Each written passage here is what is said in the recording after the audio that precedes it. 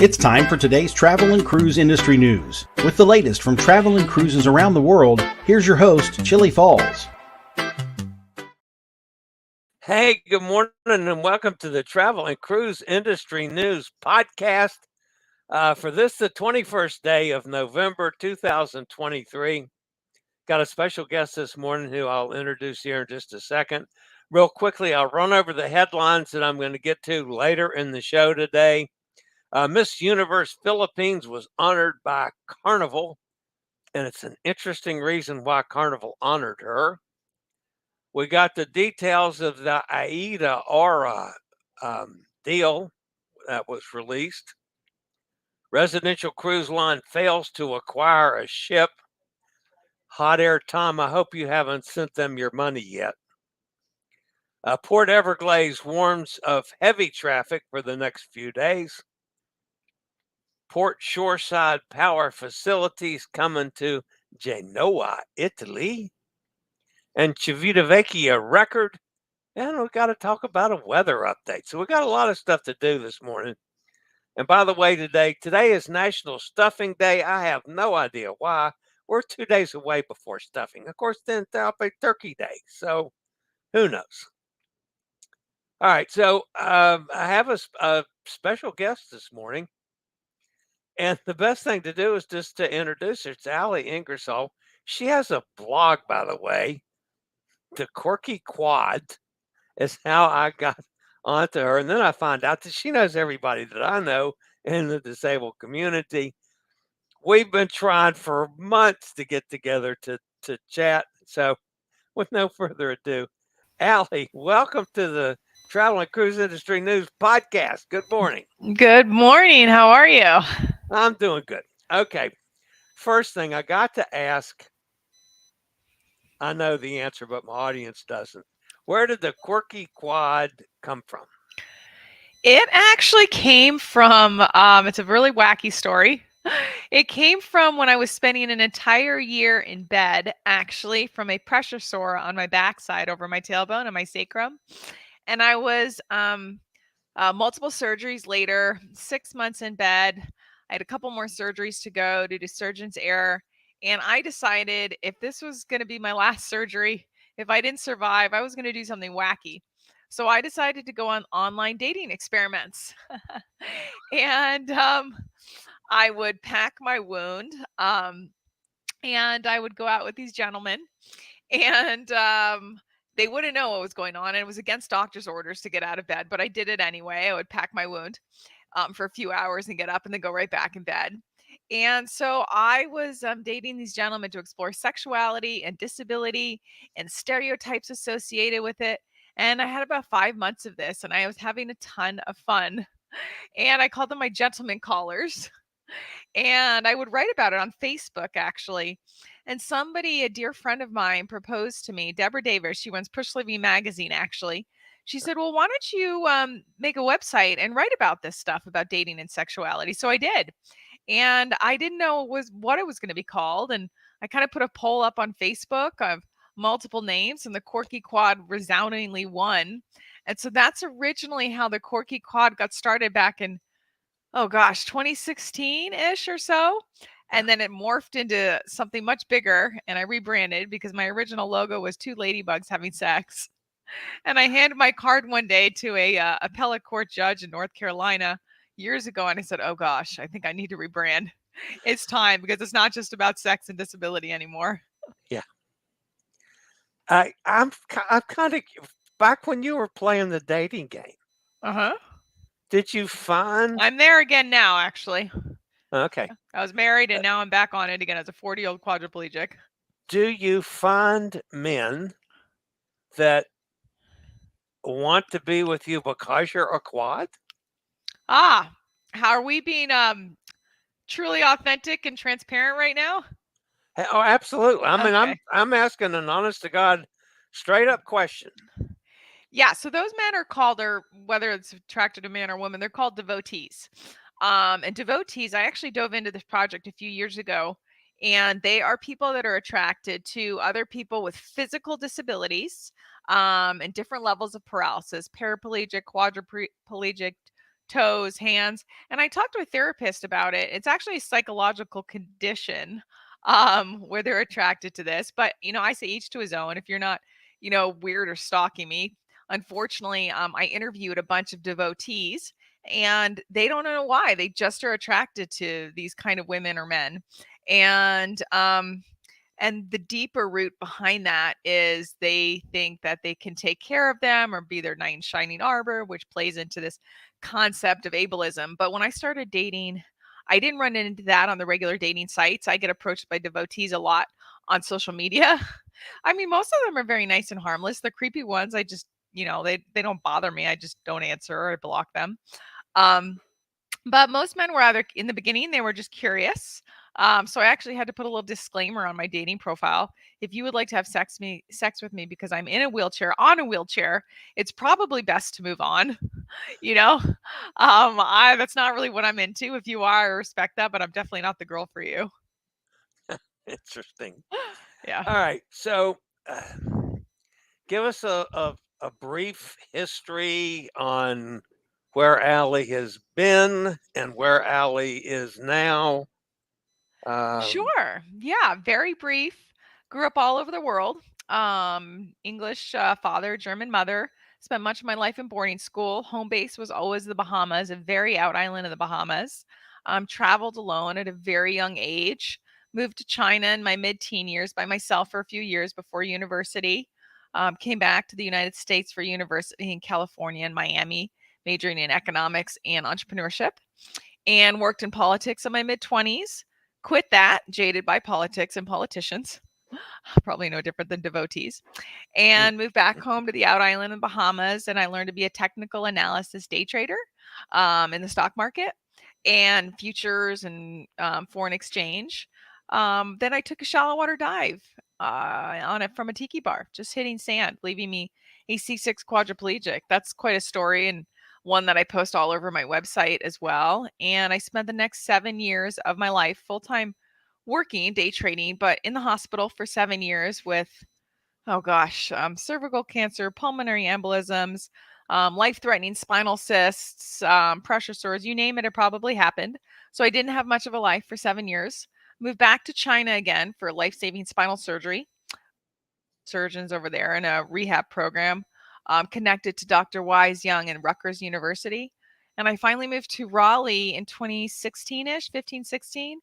And I developed that stage 4 pressure sore, spent a whole nother year in bed, multiple surgeries. And that's actually what prompted my life over the last 6 or 7 years is I got involved with the disability advocacy community and just on Facebook that I wasn't alone, that others were going through what I was going through. And I started fighting health insurance companies for fun because they kept denying everything. This work went smashingly for myself and I took it national, leading me to win Miss Wheelchair America 2023 for health insurance advocacy. And so I had two separate lives. I had my work life and I have my advocacy life and healthcare equity access issues and mentoring new quadriplegics and so forth. And I kind of married my two lives together a handful of years ago. So now I work in corporate disability strategy consulting for about a third of my time. I day trade and then I do national public speaking around the country. And I donate about 20% of my week just to helping the human race by sitting on a lot of nonprofit boards, helping individuals, connecting people. Life is beautiful with people. It's all about relationships and connections. And if I know someone that can help you, I will make that introduction. But that's who I am as a person. Do you still travel at all? Oh gosh, I've traveled more this year than I have in the last 15 years. Many of it for conferences, for work and speaking engagements, flying, driving, you name it. So it has been a very, very busy year. Yeah, that was my next question. Next question was, do you also drive? Yeah, I don't drive. No. Oh gosh, I was 25 and I had a car. I was a terrible driver before my accident. Sold my car, vowed I would always get driven somewhere. Ironically, broke my neck. My dream came true. So I can drive. I could, but I'm too cautious about muscle spasms, and I think it's more dangerous for me to be on the road. So I have my caregivers or friends or family or whomever I'm with drive my van. Yeah, I I am not near as far along as that. I have just stepped up from using a scooter all the time Yeah. to using a wheel C2 power chair, Okay. which I am ambulatory for about 8 to 10 steps. Okay. And that's even with oxygen, where that's about all I can do. So Mhm. when I got the C2 chair, I mean, it comes apart easily for putting in a car, Mhm. easily for most people. Mhm. But it was longer than I could actually stand and have any oxygen left. So Mhm. I had to get a lift for my car so I can just take the chair up on the lift, raise the lift, strap it down, raise the lift, and get in the car in seconds. So Mhm. I'm now traveling with the chair and with the lift. I've flown a couple times now with the C2 chair, and the airports, to me, are doing much better on handling at least power chairs. I've been very successful so far. Yeah, you were in the outlier group of success with your wheelchair in an airline and airport. Yeah.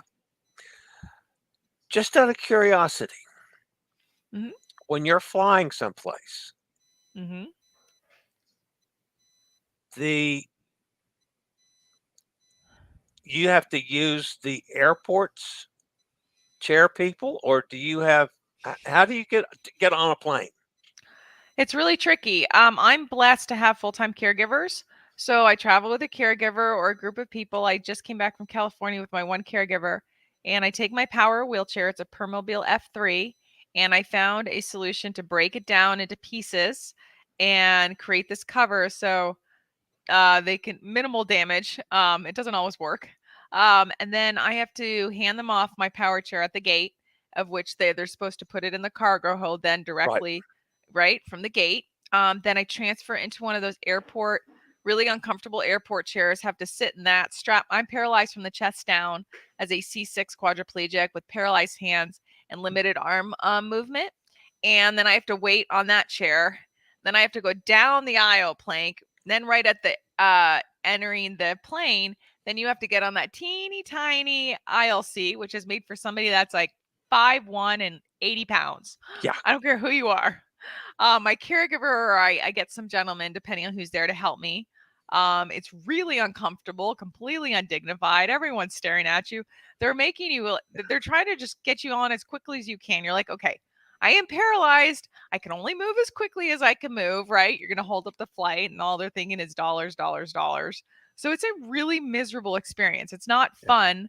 However, will preface that by saying, even in really terrible situations, I find a weird way my coping mechanism is laughing with a lot of dark humor through education. I understand that a lot of people don't feel that way and feel disrespected, but I always find everything a teaching moment. And I'm like, okay, so you see how I almost fell on the floor? Okay, we don't want that to happen to other to other clients and people that are flying. Here are maybe some general techniques. It doesn't work for everyone that you can try for safety. Aha. Okay. I never thought about a teaching moment. I That's a always turn great idea. everything into a teaching moment. All right. You've mentioned a couple times in there a day trader. Financial Obviously, assets if trader. you've been day trading for a long time, you're very successful at it. Um, I'm blessed to be able to work full time in different areas, Yeah. and I don't have Medicare or Medicaid because I make too much money, so I don't qualify. And I was married, am married, almost not married, and so it's great, but it's a pro and con thing, right? So on one hand, I make enough money to support myself, but every dollar at the end of the year, if you look at the income, but then you look at my expenses, your mouth would drop to the floor. So I Mhm. actually don't have the ability to save for retirement. I save up money and I said, screw retirement. I am just going saving up money for whatever's extra for 2 trips a year to do something really fun and wild, because aging with spinal cord injury is going to get more challenging. And I have my plans for age. People agree or they don't agree with, but I also don't get a day off, right? As a consultant, even when I'm sick, I work. I suffer from constant chronic nerve pain, which is like burning pins and needles in 80% of my body 24/7. It doesn't matter if I'm in pain or I want to cry. I still have to get up and get a deadline done. I have work, so I don't have, there's pros and cons depending on how you look at it. You are kind of on the opposite side of the ADA than I am, because you're working inside organizations for them to then comply with ADA. No, I don't do ADA. Oh, you don't do ADA. So I do a lot of I run different global disability communities. I coach employee resource groups, work on disability inclusive hiring practices for people with all disabilities. So I don't work on the legal compliance side of ADA. I fight different legislative issues on my pro bono advocacy life. That's different, and that's a whole nother life. That's just what I love to do. Wow, I can see now. We're gonna have to do this again. All right. So what's ahead for you in 2024? Excellent question. That starting December 1st, I'm taking the month and slowing down just a little, hopefully, to figure that out. I have a lot of directions I want to go. I'm doing too much at the moment, which is not a great thing. So I need to figure out how to strategically pare down my life a little bit to focus on, have a greater impact on the initiatives I'm working on. So that will be a question mark, and ask me that at the end of Q1 in 2024. Okay. All right. I'll give you that one, because sometimes my planning is a bit amiss. Well, we plan and life happens in every opposite direction that you can. Yeah. But that's about overcoming adversity, especially with disability, and adjusting and planning to the unknown. We wake up and we literally don't know what might happen. We all do intuitively. Our intellectual brains know this, but emotionally there's still such a disconnect, right? But we have to live in the constant unknown, especially with physical mobility impairments where you rely or depend on other people, or you have diagnoses that is not only debilitating but progressing. You wake up and you don't know what's going to happen the next day. What is your plan A through D? So that many of us, we have to think in multiple dimensions at the same time. Right. And my situation with mobility is probably not going to get any better. It's going to get progressively worse. Of course, I'm a lot older than you. I mean, I'm old enough to be. Am I allowed to ask how old you are? I'm 75. Okay. So, I mean, I'm lucky to be here, number one, but I don't see things, especially the breathing part, ever getting any better. Yeah. So that tells me that I'm probably going to go more and more toward being chair bound all the way. Right now, I don't use the chair in the house. I called my room the cave. From my cave to the bathroom, I can walk. Okay. All right. So I don't have to worry about, and this part of the house was built in 1903. I don't have to worry about this being wheelchair sized and et cetera, et cetera. My sister is considerably smaller than I am, and plus has a bit of dementia now. She uses a much smaller manual chair. Okay. So, that part of the house suits her. I can get to the dining room table. That's not quite as far as the bathroom. Anything you can do, even a couple steps, I mean, that is going to preserve your osteoporosis progression. Yeah. I have osteoporosis of an 85-year-old, if it makes you feel better, and I'm only 40. Well, okay. Yeah. All right. I'll ask for some advice on how you think I would be best to handle issues. I do studies of cruise ships. Every cruise ship I'm on, and I've been on just in the last 20 months, I've been on 38. It's a lot of cruise ships. So I cruise a lot. Getting ready to go next week again, as a matter of fact. Where are you going next week? I'm actually hosting a cruise on the Norwegian Escape. Gotcha. Out Okay. of Port Canaveral. Okay. Which I'm driving to, not flying. Okay. So I'm leaving a couple days early because I'll wave as I go past Raleigh and get on 95 south, and go forever. But anyway, I do studies on ships for the disabled community / ADA. Yeah. And I try to, whenever possible, meet with their compliance officer or special needs coordinator on every ship that I'm on before I leave. And I give them my list. Here's what I found. Here's what you need to work on. Because sometimes they're going to come in and you're going to have to be ADA compliant. That's the next movement in the cruise industry for ships sailing from U.S. ports. Okay, that's true. When you come up with one that has all kinds of problems and you don't feel that that person is giving you any kind of satisfaction, what direction would you go to try to get them in line?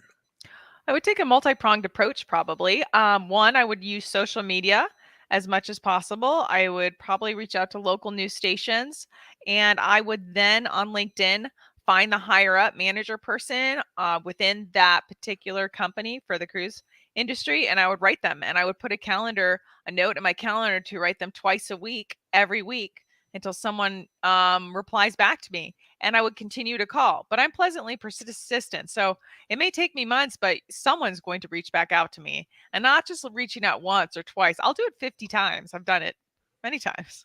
Okay. But I mean, a lot of people either don't have the ability to, or they're dealing with life, or they don't have the time to. And so it's people like us that have to be the advocates for those who can't advocate for themselves for what we're really passionate about. And this is what you're really passionate about. Right. And you can drill down to the right people on LinkedIn. It's fantastic.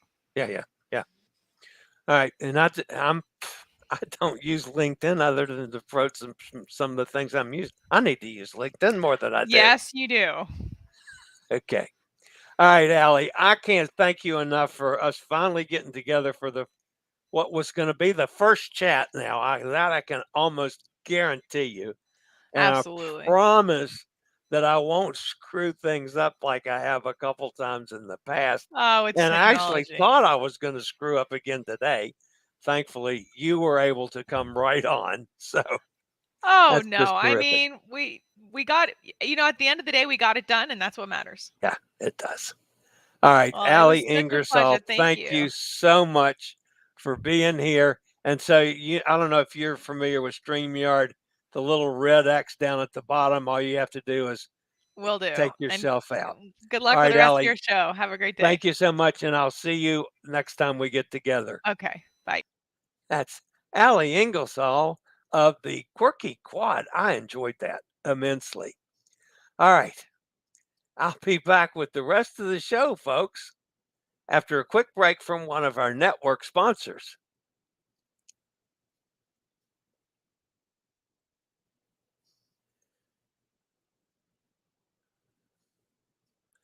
Okay.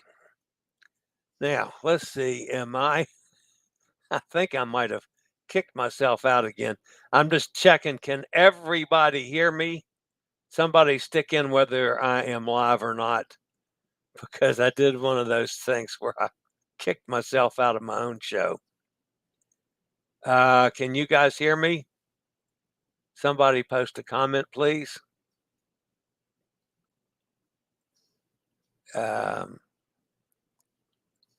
In stream. I'm showing the stream is live. Yes. I hear you. Thank you, Steve. Okay. So, well, how do I keep doing that? I completely took myself out of the show again, and I'm coming back to it. All right. So I got a bunch of things to go over before I actually get to the news. You might remember back when Pittsburgh Jason was on board the Conquest. This is the one that I thought I had and lost. Well, I found it.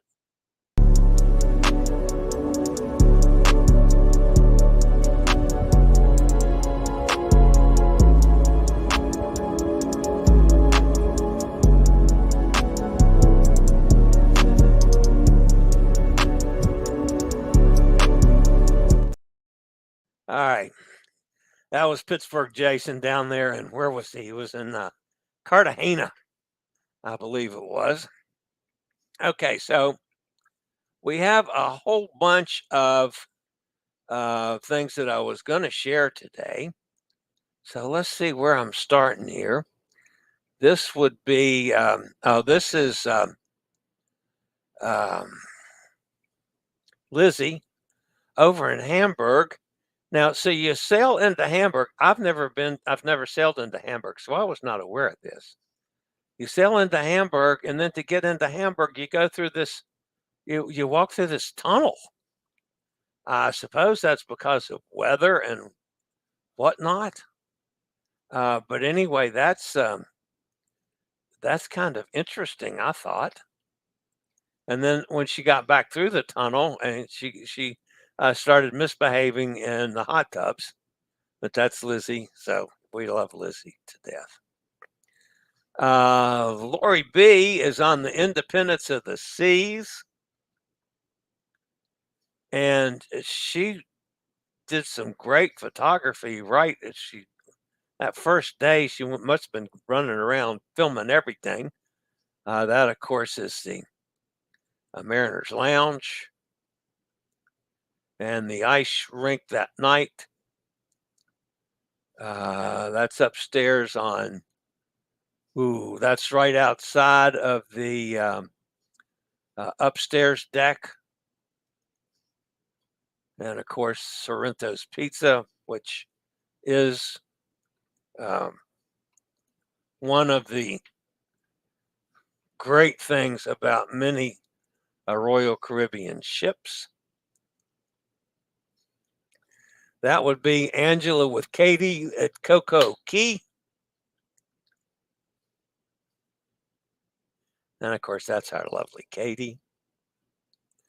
Then they went to Mason Jar for dinner. Katie, by the way, this is Katie in the Mason Jar, had shrimp and grits. That's what Katie had. And then she said that she did a walk this morning, and that is the view this morning. There were some interesting things that happened on Katie's cruise yesterday, but there is absolutely no news on it. There was a request for any O positive blood, and they thought a kid or a child on the board needed transfusions.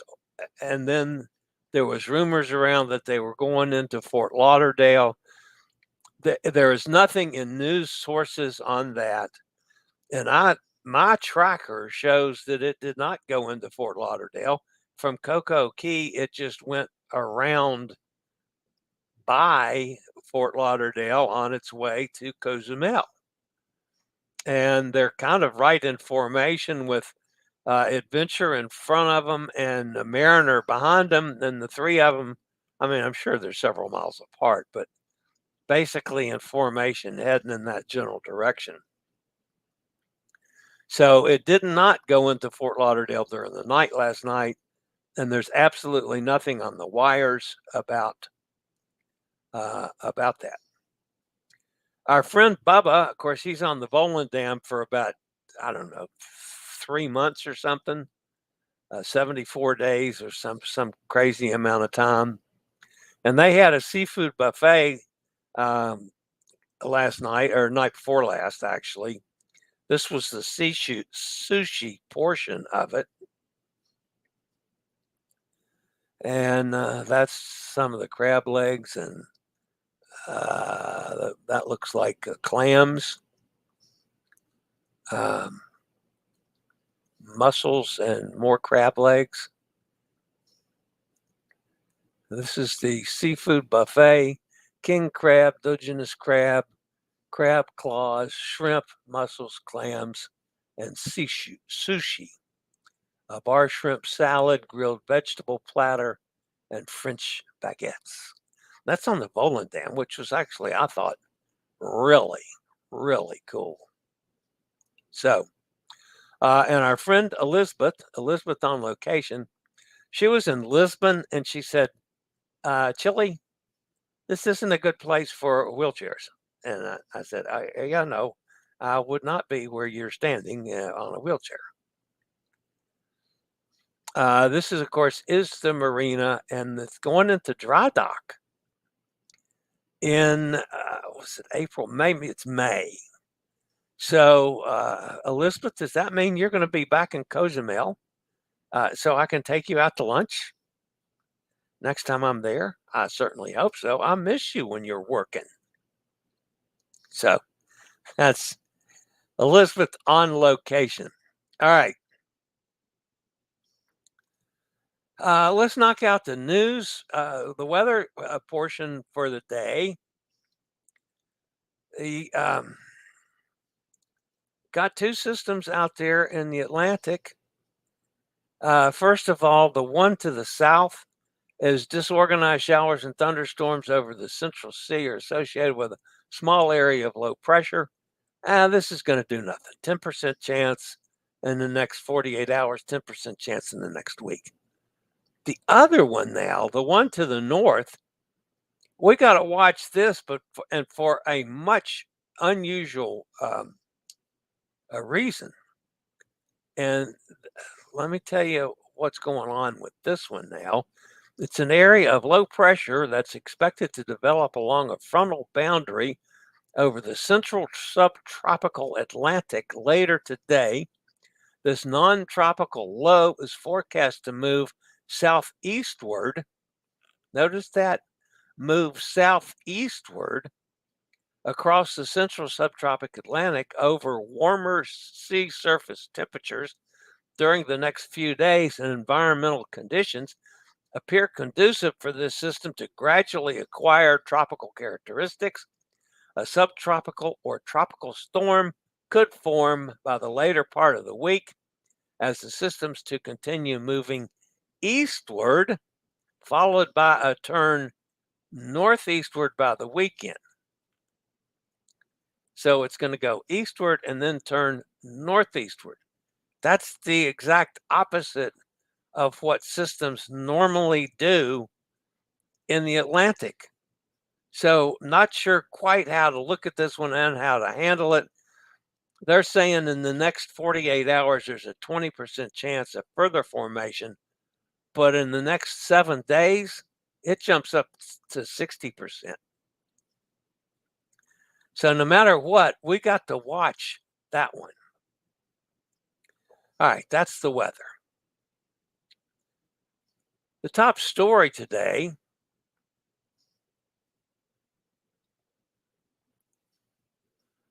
has to deal with the actual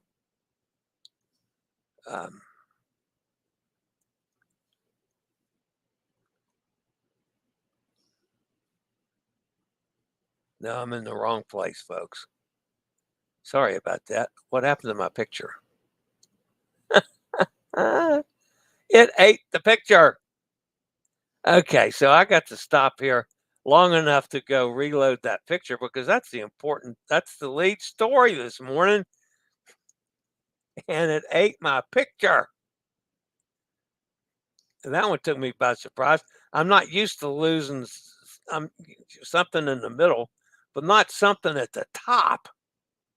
So, all right, let's try this. Okay, now we're in the right place. The lead story today, during the 72nd annual Miss Universe competition, Michelle D, representing the Philippines, received the prestigious Spirit of Carnival Award, the accolade presented by Carnival Cruise Line signifies signifies D's embodiment of the company's core values of fun, friendship, diversity, and inclusion. Carnival Line President Christine Duffy made the announcement during the live finale held in El Salvador on over the weekend, which was broadcast internationally. Michelle D was recognized not only for her grace and beauty, but also for her dedication to a cause close to her heart. Inspired by her two siblings with autism, Michelle has made autism acceptance, inclusivity, and education her mission. At Carnival, we want everyone on our ships to feel welcome, and we were the first and only cruise line to be certified as sensory inclusive, said Duffy, president of Carnival Cruise Line. I know our 13,000 Filipino crew members are going to be very excited about her selection. I agree with that, and I am just tickled that somebody of that stature is tackling autism as a cause.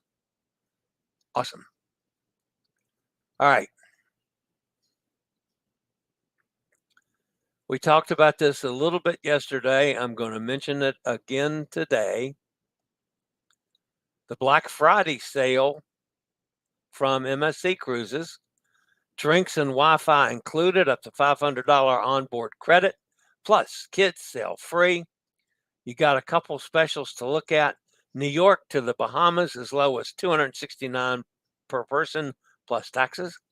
3 nights from Miami to the Bahamas as low as $109 plus taxes. A 7-night Eastern Caribbean cruise that's also from Miami, as low as $349 per person plus taxes. And a 7-day Western Caribbean cruise from Port Canaveral as low as $239 plus taxes. Just call me at the Alaska Travel Desk, 434-258-9264. I'll be happy to talk to you about that. Okay.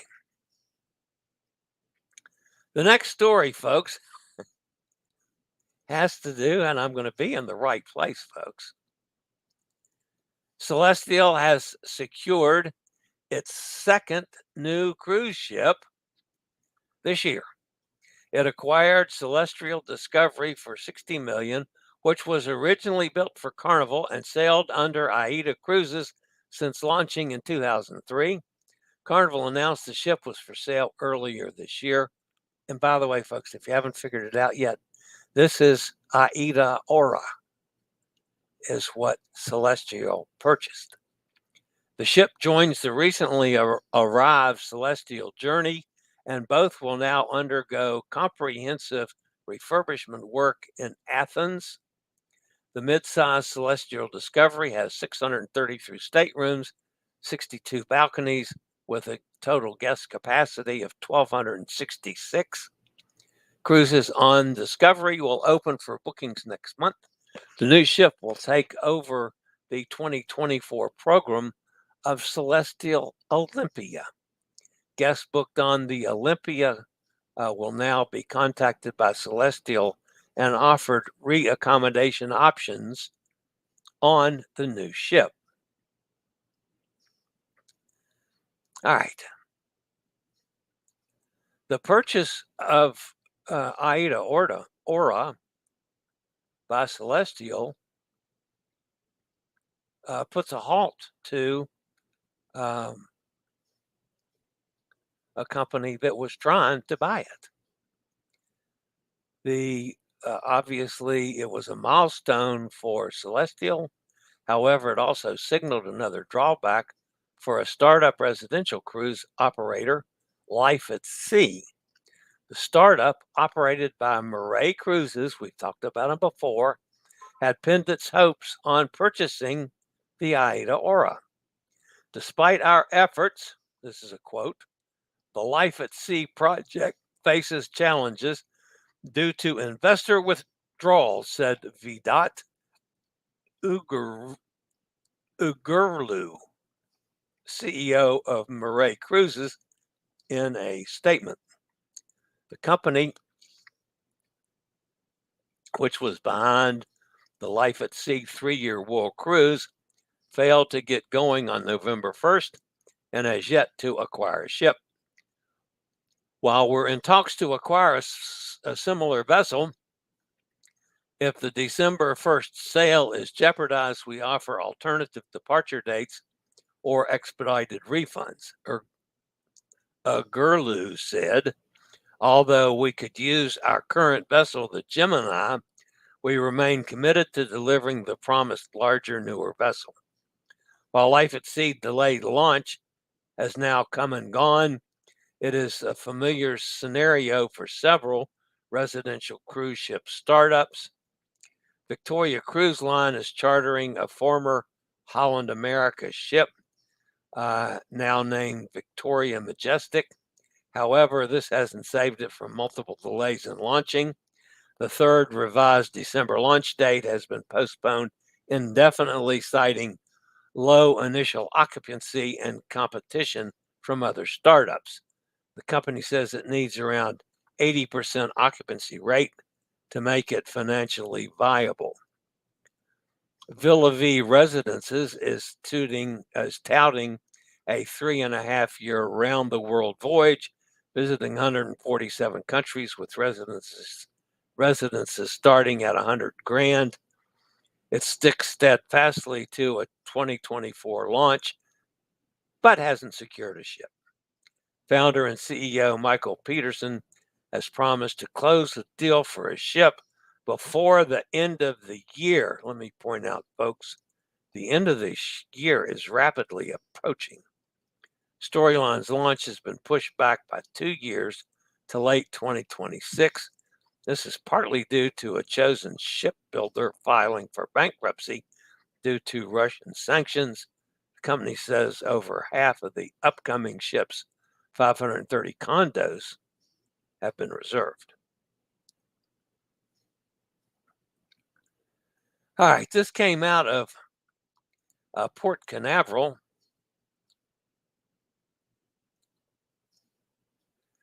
Over the next few days, Port Everglades has issued a warning to cruise guests traveling during the Thanksgiving holiday week. That's this week, folks. And up through early December to expect traffic delays and consider making ride share or public transportation arrangements to the port if possible, as parking will be very limited. Though one of the busiest travel seasons of the year, a total of 35 cruise ships will be impacted by the expected heavy traffic from November 20th through December 1st. This includes vessels from Royal Caribbean, Celebrity, Disney, Holland America, Princess, Viking, Silver Sea, and Azamara.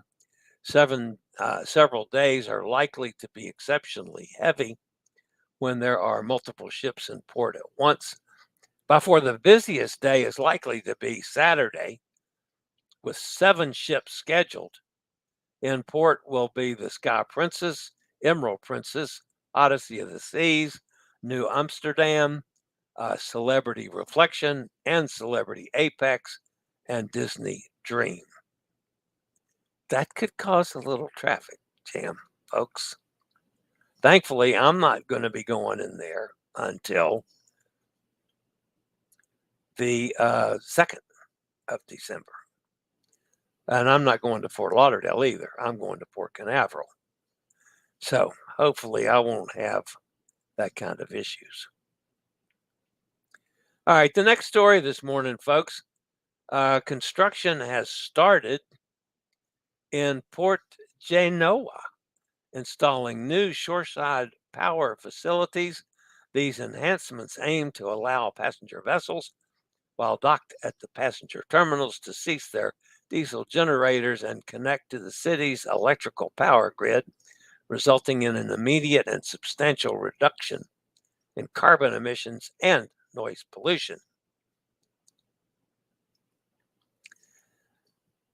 And the final story this morning, folks. comes from a little bit to the south of that. 2023 is going to be a record year for Civitavecchia. The Port of Rome has reached more than 3 million passengers in the first 10 months. That's just to the end of October. The record is a first for any Italian port and propels Lazio into Italy's leading cruise region. So congratulations to the folks at Civitavecchia for already handling 3 million passengers, with still a couple months to be added onto that. That is pretty awesome. All right. That's going to end the news portion of today's show.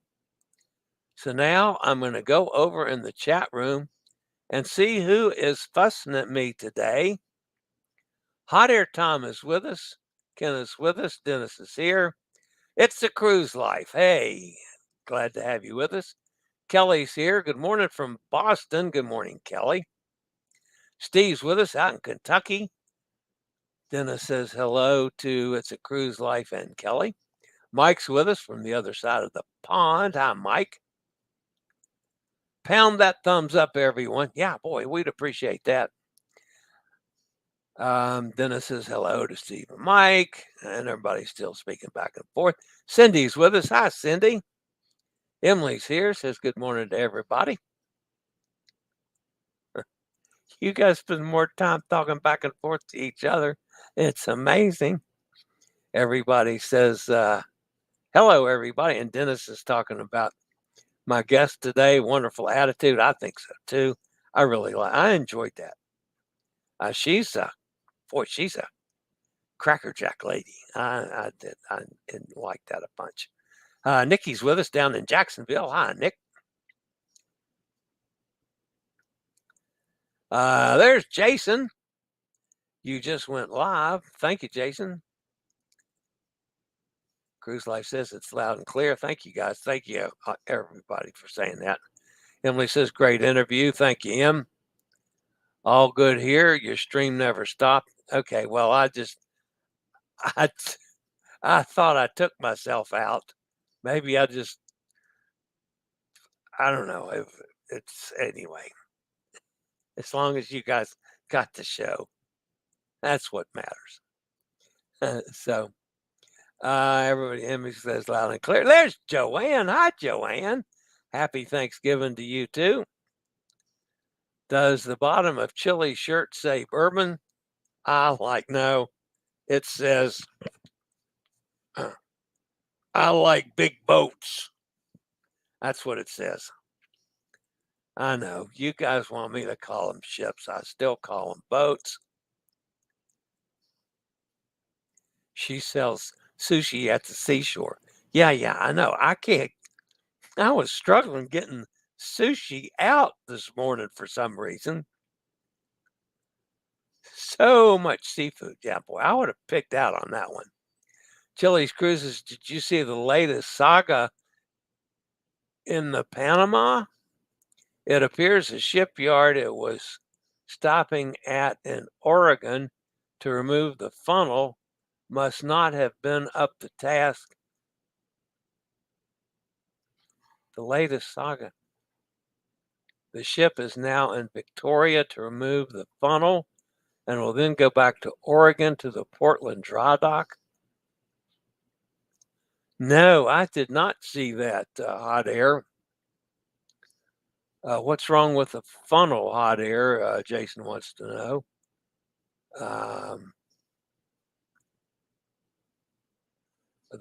See the saga in Panama. You're not talking about the ship, the Freedom that just got the new funnel, are you? Marais Life at Sea is Turkish. The 3-tier voyage was supposed to have embarked from Istanbul 1st of November.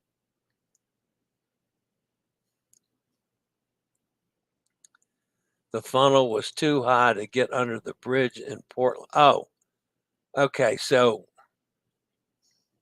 this is one of the Carnival ships that's going to a dry dock in Portland. What ship was it, Hot Air? Because I am not familiar with that. I did not see that at all this morning. That's hilarious how they could not know that. Well, yeah, you'd think that that would be automatic.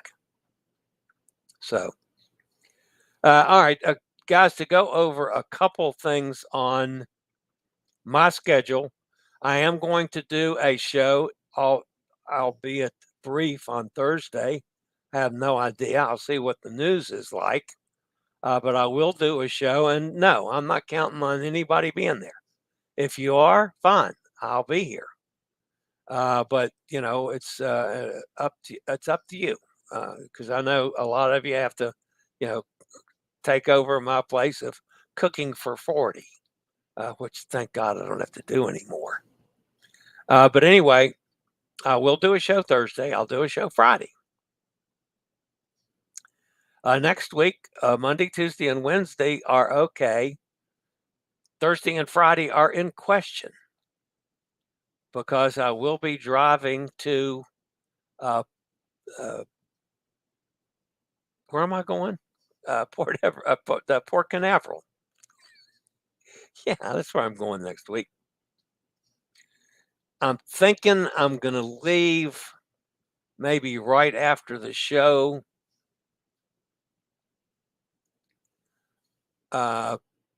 Panorama, Chillie, typo. You didn't read my mind. Oh, no, I thought it was something happened in Panama. And then you started talking about, Portland. And I'm thinking, what is Todd Air Tom talking about? Now I understand. The Panorama is doing the dry dock in Portland, not in one of the normal places. So the Portland people know how to fix azapods, I guess. Go to Disney World. Dennis says, I'll try to be here. No, there's no holidays here. Yeah, you don't have Thanksgiving over there. Neither is Mike in London either. So I can do a show with Mike and Dennis. That'd be okay. I don't care. I don't care if anybody's here Thursday. Next week is a different story because of traveling and how much time I'm going to take to get there. Because again, I drove to dinner and back with shoes on, and but that's still going to be a longer drive for my foot until I know for sure I can do it without it bothering me. So anyway, I sail on the 2nd. Now, I can always roll into Port Canaveral on the morning of the sailing too, a couple hours away. I'm going to play that one totally by ear. But Thursday, maybe I'll do the show Thursday, leave right after the show, drive 5 or 6 hours and stop. And then Friday drive, the majority of the way down there, and then drive in the last little bit on the morning of the cruise. Possibility. I will bring you up to date on that one totally next week when I have everything laid out. At 11 a.m. Thursday, we will be arriving at Richmond International Airport for the flight. Might have to leave early and park to listen to you. Well, you can listen if you like hot air. If not, I understand. People are traveling and cooking and doing all kinds of weird stuff on Thanksgiving. We're not doing anything here until like 5 o'clock or 6 o'clock in the evening. So I got nothing to do during the day other than sit here and answer the phone for Nate, which I'll do as well. So, all right, guys, that's going to wrap me up for the day. So it's going to be another busy day here, folks. I did have quite a few phone calls, and I will hopefully have quite a few more today. So that part of it is great. So hit a thumbs up if you haven't subscribed. Please do so. Man, I'm up to 4730 or something like that. So, I'm not that far away from 5,000, guys. I mean, I tease about it all the time that I want to hit 5,000 by 1:00 this afternoon. But I'm closing in on 5,000. It's not going to be maybe on this next cruise. Who knows? I generally have a little jolt up when I'm on a cruise. So we'll have to see on that one. But anyway, would appreciate the thumbs ups and hit the subscribe buttons and the bell notification. You'll know when I go live or when a new video is up. All right, that's going to wrap it up for today, guys. As always, stay safe, stay healthy, think about cruising, and hopefully one day soon we'll all get together on the high seas. Have a fabulous day, everybody. See you tomorrow. I regularly post videos on all facets of the travel and cruise industry, so if you'd like to keep up with the latest in cruise ships, ports of call, cruises themselves, Chillie chats, and travel and cruise industry news, just hit the little subscribe button in the lower right-hand corner, hit the bell notification so you'll be notified when a new video is up or we go live.